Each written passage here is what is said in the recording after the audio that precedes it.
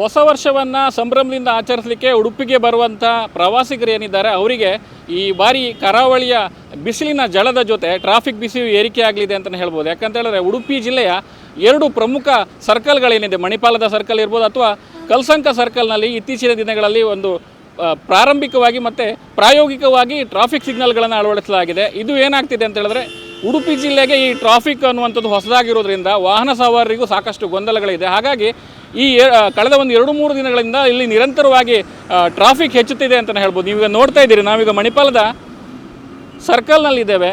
ಇಲ್ಲಿ ಯಾವಾಗಲೂ ಕೂಡ ವಾಹನಗಳ ಸಂಚಾರಕ್ಕೆ ಬಿಡುವೇ ಇಲ್ಲ ಅಂತಲೇ ಹೇಳ್ಬೋದು. ಏನಾಗಿದೆ ಅಂತ ಹೇಳಿದ್ರೆ ಟ್ರಾಫಿಕ್ನ ಸೆನ್ಸ್ ಅನ್ನುವಂಥದ್ದು ನಮ್ಮ ಉಡುಪಿಯ ಜನತೆಗೆ ಇನ್ನೂ ಬರಬೇಕಷ್ಟೇ, ಅದ್ರ ಬಗ್ಗೆ ಎಜುಕೇಟ್ ಆಗಬೇಕಾಗಿದೆ.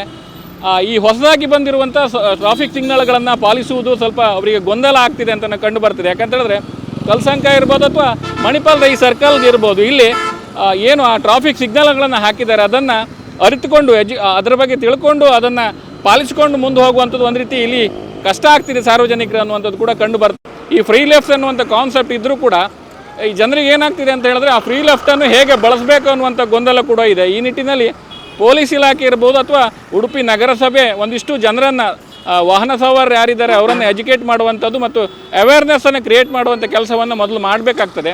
ಮತ್ತು ಇಲ್ಲಿ ಸದಾಕಾಲ ಇಲ್ಲಿ ವಾಹನ ದಟ್ಟಣೆ ಇದೆ. ಅದರಲ್ಲೂ ಪ್ರತಿ ವರ್ಷವೂ ಕೂಡ ಅಂತ ಹೇಳಿದ್ರೆ ವರ್ಷಾಂತ್ಯ ಏನಿರ್ತದೆ, ಹೊಸ ವರ್ಷವನ್ನು ವೆಲ್ಕಮ್ ಮಾಡಲಿಕ್ಕೆ ರಾಜ್ಯದ ನಾನಾ ಮೂಲೆಗಳಿಂದ ಇಲ್ಲಿಗೆ ಪ್ರವಾಸಿಗರು ಬರ್ತಾರೆ. ಹಾಗಾಗಿ ಪ್ರತಿ ವರ್ಷವೂ ಕೂಡ ಇಲ್ಲಿ ಡಿಸೆಂಬರ್ ತಿಂಗಳಲ್ಲಿ ಇಲ್ಲಿ ಸಾಕಷ್ಟು ವಾಹನ ದಟ್ಟಣೆ ಹೆಚ್ಚುತ್ತದೆ ಅಂತಲೇ ಹೇಳ್ಬೋದು. ಇಲ್ಲಿರುವಂಥ ಸುಂದರವಾಗಿರೋ ಬೀಚ್ಗಳಿರ್ಬೋದು, ಆಧ್ಯಾತ್ಮ ಕೇಂದ್ರಗಳಿದೆ, ಶ್ರೀಕೃಷ್ಣ ಮಠ ಇರ್ಬೋದು, ಕೊಲ್ಲೂರು ಮೂಕಾಂಬಿಕೆ ಇರ್ಬೋದು, ಆನೆಗುಡ್ಡೆ ಶ್ರೀ ವಿನಾಯಕ ದೇವಸ್ಥಾನ ಇರ್ಬೋದು, ಹೀಗೆ ಬಹುತೇಕ ಜನರು ಇಲ್ಲಿಗೆ ಬರ್ತಾರೆ. ಇಂಥ ಸಂದರ್ಭದಲ್ಲಿ ಒಂದು ರೀತಿಯಲ್ಲಿ ನೋಡ್ಲಿಕ್ಕೆ ಹೋದರೆ ಕರಾವಳಿಯಲ್ಲಿ ಇತ್ತೀಚಿನ ದಿನಗಳಲ್ಲಿ ವಾತಾವರಣದ ಬಿಸಿ ಏರಿಕೆ ಆಗ್ತಿದೆ. ಅದ್ರ ಜೊತೆ ಈ ಟ್ರಾಫಿಕ್ ಅನ್ನುವಂಥದ್ದು ಕೂಡ ಬರುವ ಪ್ರವಾಸಿಗರಿಗೆ ಒಂದು ರೀತಿ ಒತ್ತಡ ಅನಿಸ್ಬೋದು. ಆದರೂ ಕೂಡ ಇಲ್ಲಿ ಹೆಚ್ಚುತ್ತಿರುವ ವಾಹನ ದಟ್ಟಣೆಯನ್ನು ನಿಯಂತ್ರಣ ಮಾಡಲಿಕ್ಕೆ ಅದು ಅನಿವಾರ್ಯ ಕೂಡ ಹೌದು ಅನ್ನುವಂಥದ್ದು ಕೂಡ ನಾವು ಅರ್ಥಕೊಳ್ಬೇಕಾಗಿದೆ.